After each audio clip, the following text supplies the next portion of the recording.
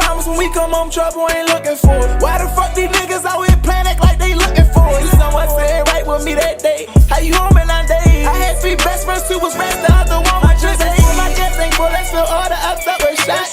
Anything we wanted, we got it straight up the block. Sup? No. True scary. Oh, wait a minute.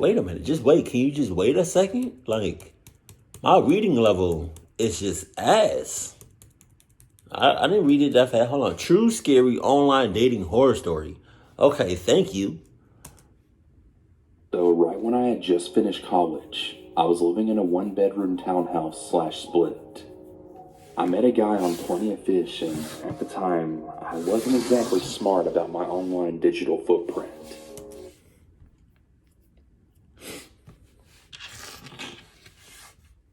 I would say that's where the cluckiness starts, but it doesn't. It started when you downloaded that online dating app.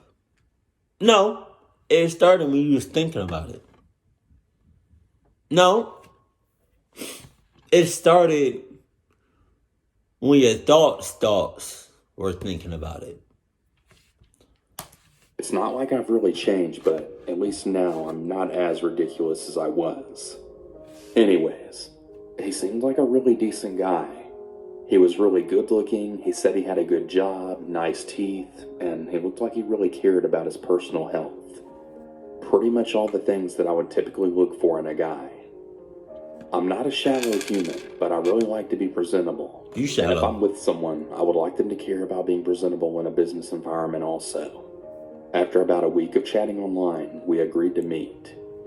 We had met at a restaurant that was downtown, which was really far from where I lived. Right when I got there, I had noticed him standing at the door. We sat down to eat, and the evening went really great. At the end of the day, we said bye, and I got into my car and began to drive away. I realized right away that he was following me. Because of the distance to my house, I wasn't immediately scared because it's a really big city. Maybe he'll turn off the freeway or something. But he didn't. My exit was coming up, and I decided not to take it. I just kept driving. I circled the entire city on the freeway, and he stayed right behind me the whole time. Damn. I was really starting to panic a bit, so I decided to go to my friend's house instead of mine. And when I pulled up, wow. Thank God I'm not your friend, because you missed me with that bullshit. You saw it? You saw what I did? You missed me with that bullshit. You came real close. Don't bring that shit to my house. Don't bring that shit to my house. I noticed that he didn't. So I had a little bit of a moment to breathe, and I just decided, okay, screw it. I'll just go home. I took the off-ramp back onto the freeway and began going back to my exit. I got home and showered and was getting ready for bed.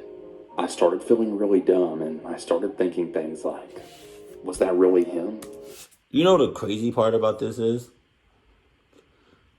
Just because somebody stopped physically following you, whether it's, by walking or in a car or anything like that, doesn't mean they stopped following you. He's probably on your property. Or he's probably watching you from a distance. Or he could be in your house. I don't know. Am I overreacting? Maybe I should ask him if he was following me. Pretty much just a number of things racing through my overactive imagination. Or so I thought. I decided I was going to message him and just say, hey, I had a good time tonight. Good night. And right when I started typing, all of a sudden a message came through to my phone of a picture of my car right outside my house. I nearly died upon seeing that. My heart jumped out of my chest and I started shaking. I didn't know what to say, and he then texts me and says, I didn't know you lived across the street from me. Now, I've met my neighbors before, and not once have I ever met him. There's a huge apartment complex kitty corner to my townhouse, so maybe that's where he lived. I don't know. I popped up and I went to go look outside. Why? Like, you already on edge. You already shitting yourself. So why would you do that to yourself? If you open that door and he right there,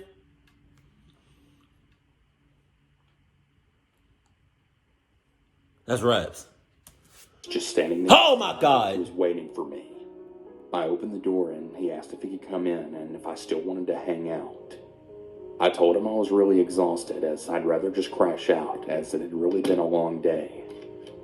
The very next morning, I woke up to go to work, and my windshield had been smashed, my car was keyed, and my back two tires were completely slashed.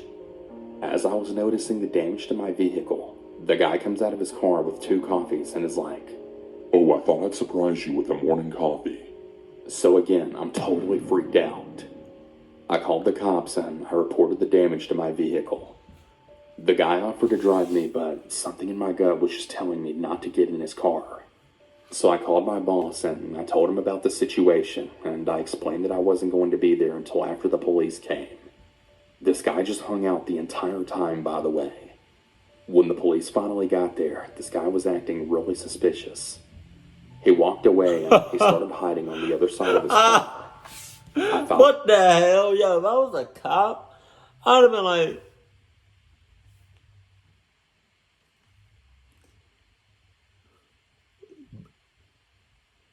I noticed a car that's clucked up, right?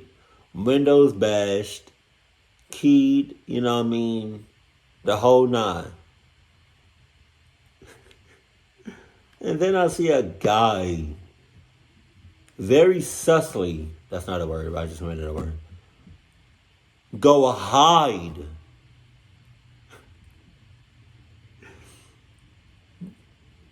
behind his car.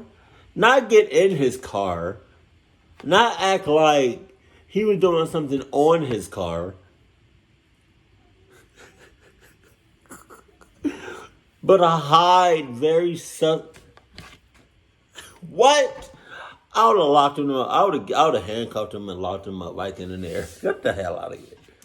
Port, and the police basically just told me that they hope I have insurance, right as they were on their way to leave. They pulled around the corner and all I heard was the siren, and then the cop car's lights turn on, and then the cop screamed, "Freeze! Put your hands in the air and get down on your knees." I turned to look, and the cop has his gun drawn on this guy, and the dude's on the ground getting arrested. I spoke with the cop after he got into the back of the car, and he explained that he was wanted for stalking, breach of probation, assault with a deadly weapon, fraud, as well as aggravated assault. Damn! I was absolutely shook.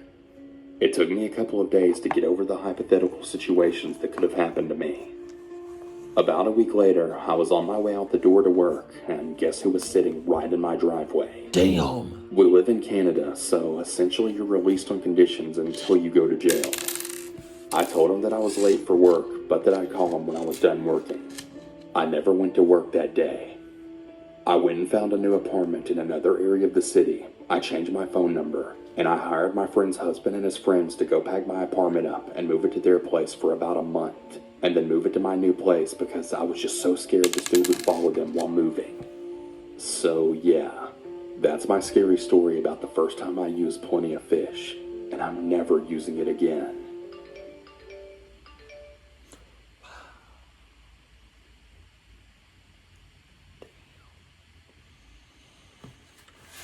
I feel like he's going to find a way to find her. And if he does, again, that's raps. That's hella raps. Jesus.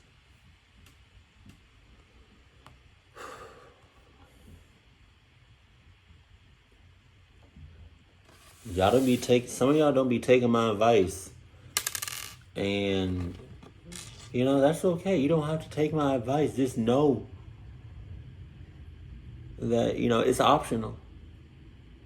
It's more on the please take my advice than don't take my advice. But again, it's optional. You don't have to take it. You know what I mean? It's up to you. I'm just a person giving out advice. And if you want to listen to me, by all means, go right ahead. I don't know why I just licked my lips like that. That was sus. But, yeah, man, that is... I never even thought about using a dating app. Never did. Probably never will. I just like meeting up with people. Or like, I don't know. It's just, I don't like online. Considering that what? That's ironic because I don't like doing stuff online, but I'm a YouTuber. So, I don't know. I'm just saying, y'all know what I mean. Keep it cool, keep it classy, and I love you. Stay happy, my family.